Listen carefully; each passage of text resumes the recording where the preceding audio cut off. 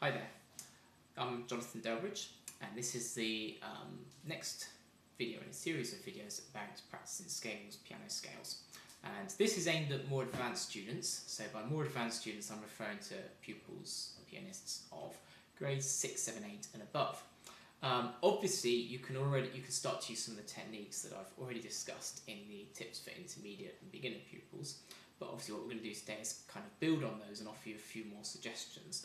So when you get to the higher grades, your scales are expected to be at a faster tempo, obviously fluent as they were in the previous grades, and you're expected to have a greater knowledge. So from grade 5 onwards, you're expected to know all the major and minor keys. Grade 6 onward, with the associated board Royal Schools of Music exams, you're expected to be able to perform melodic minors as well as harmonics. You'll be expected to perform scales with the hands a third apart, hands a sixth apart. More complicated scales in contramotion, staccato as well as legato, and all sorts of other things as well, sometimes legato in thirds, and so on. So I'm going to give you a few techniques that might help towards some of these scales, just a few little tips, and I'm sure you'll have ideas of your own you can add to as well.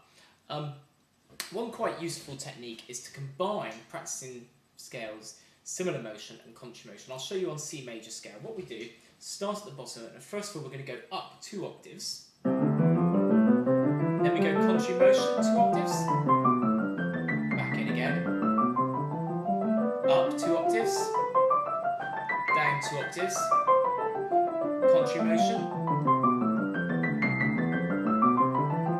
and down. So we end up back where we started.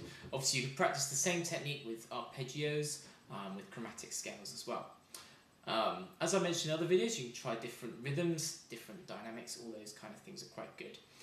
Another idea is to try, as you get onto the more advanced level, try different rhythms and dynamics in each hand. So for example, you could play with the left hand perhaps piano and the right hand forte, and other way around.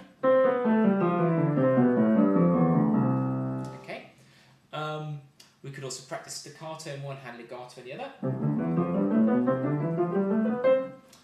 Different rhythms in each hand, these can be quite fun. So in the left hand maybe dotted rhythm, right hand even. With all of these, only practice them at a speed that you are comfortable at. Never practice them at a speed. If they start to fall to pieces and you make mistakes, you need to slow them down again. So different rhythms in each hand, that's quite a good way of practicing these scales. For 2s against 3s, you can practice starting an octave apart and using a triplet rhythm in the right hand and a quaver rhythm in the left hand, so that you end up 2 octaves apart. That could be quite good. And obviously the other way around, start 2 octaves apart, use the triplets in the left hand, so you end an octave apart. It's quite a good one to practice. Quite good idea as well is to practice with the hands crossed. Cross over or under. All of these, as you build onto the more advanced techniques, will all help with being able to get these scales really confident. And also, the whole aim of these scales is to be able to play your pieces nice and confidently as well. So there's a few ideas.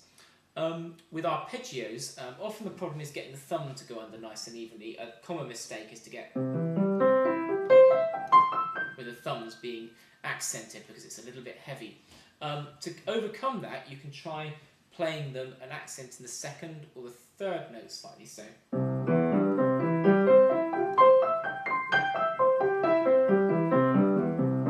And that kind of thing. Another one of useful technique for practicing scales, start at the bottom of the piano. You could do this with a metronome beat if you want to, and play 2 notes per beat, 2 octaves.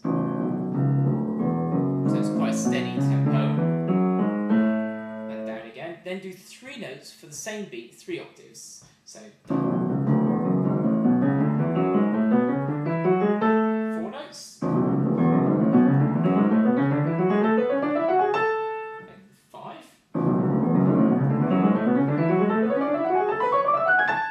and so on. You can get up to 6 with certain scales before you run out of space on the piano. So that could be quite a good one to practice as well. So anyway, there's a few ideas. I'm sure you'll have lots of ideas of your own as well, and please do add some comments, add some of the ideas of your own on my blog or on YouTube.